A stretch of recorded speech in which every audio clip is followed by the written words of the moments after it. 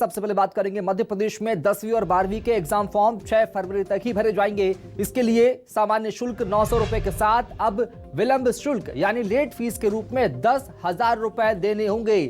6 फरवरी के बाद किसी भी स्थिति में परीक्षा फॉर्म स्वीकार नहीं किए जाएंगे। मध्य प्रदेश माध्यमिक शिक्षा मंडल ने इसे लेकर आदेश जारी कर दिए हैं, जिसके तहत 10वीं और 12वीं की परीक्षा फॉर्म भरने के लिए छात्रों को 6 फरवरी तक अंतिम मौका दिया गया है। इस साल 10वीं और 12वीं में करीब 22 लाख छात्र छात्राएं शामिल हो रहे हैं।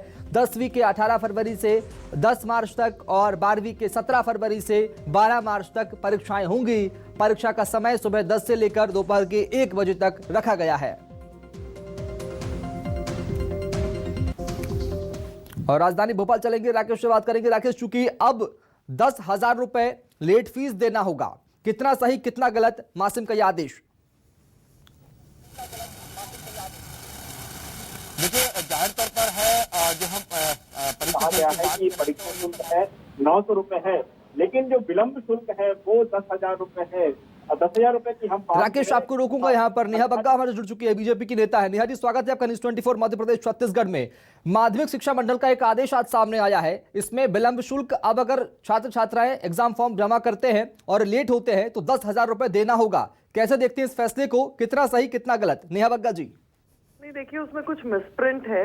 10,000 का शुल्क आप बता रहे हैं वो 10,000 का नहीं है जी। मेरी भी अभी कुछ देर पहले चर्चा हुई है इस विषय में डिपार्टमेंट से, और मेरी जानकारी के अनुसार उसमें कुछ मिसप्रिंटिंग हुआ है, क्योंकि 10,000 का शुल्क तो संभव है नहीं वैसे भी। किसकी चूक मानेंगे आप इसे, अगर इसमें त्रुटि होती है तो? नहीं, देखिए, मैनुअल एरर्स भी बहुत सारे होते हैं हमेशा। इसका मतलब ये नहीं है कि अगर 10,000 शुल्क उसमें कहीं पर प्रिंट हो गया तो कुछ मैनुअल एरर्स भी होते हैं, और कई बार सामने आते हैं इस प्रकार के मैनुअल एरर्स। तो इसे मैनुअल एरर से ज्यादा कुछ भी ना समझा जाए।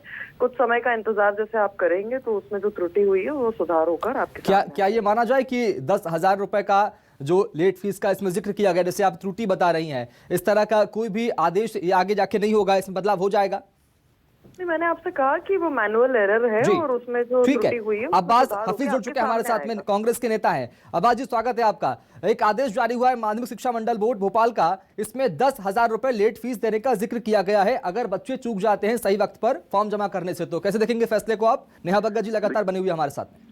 देखिए, सबसे पहली बात तो है भारतीय जनता पार्टी की जम के लूटो नीति है, कुछ नहीं है। फर्जियत हो रही है तो प्रवक्ता महोदय उसको बचाने में लगी है। मैं आपसे सवाल पूछना चाहता हूँ, अगर 900 रुपया लेट फीस लगाई है तो उससे जो देरी, उसके बाद की अतिरिक्त देरी की फीस 10,000 रुपये की जगह अगर मैनुअल एरर है तो क्या वो 1,000 रुपया थी? नेहा बग्गा जी, 900 से 1,000 रुपया तो नहीं होगी। उन्होंने आपके कॉल को होल्ड पर रखा है। 900 से 1,000 रुपया तो नहीं होगी।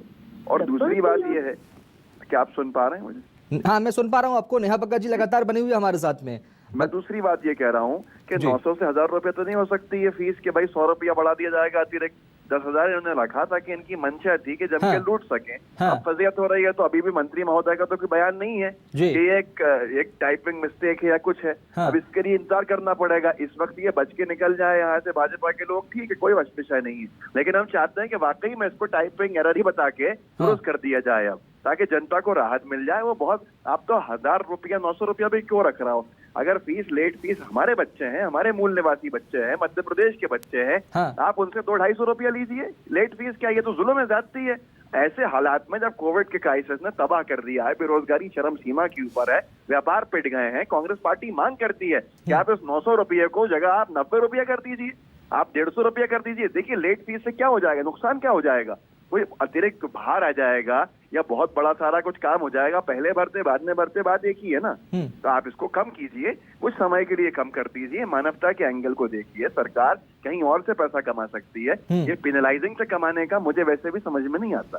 कोरोना के संकट काल के बाद 2 साल बाद ऑफलाइन परीक्षाएं हो रही है, क्या आपको लगता है कि 900 रुपए भी ज्यादा है?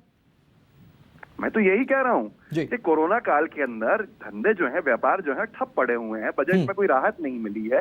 व्यापार के साथ साथ रोजगार जो है वो चले गए हैं। लाखों करोड़ों की संख्या के अंदर बेरोजगार लोग हो गए हैं। ऐसे हालात में घर चलाना मुश्किल है। एक तो ये आपकी जानकारी के लिए बता दूं कि ये जो कोविड के समय पर, लॉकडाउन के समय, इन्होंने नेहा बग्गा जी हमारे साथ लगातार बनी हुई है, दे रहे हैं, ये जोड़ के दे रहे हैं वो। और जोड़ के बिल आ रहे हैं अब वहां पर गरीबों के। मेरे पास तो लोग रोज आते हैं, नेहा जी के पास भी आते होंगे, जितने लोग पब्लिक लाइफ के अंदर हैं। अब जहां पर सबसे बड़ी मुसीबत है कि आप लेट फीस भी इतनी ज्यादा वसूल रहे, थोड़ी कम कर दीजिए इस लेट फीस को भाई।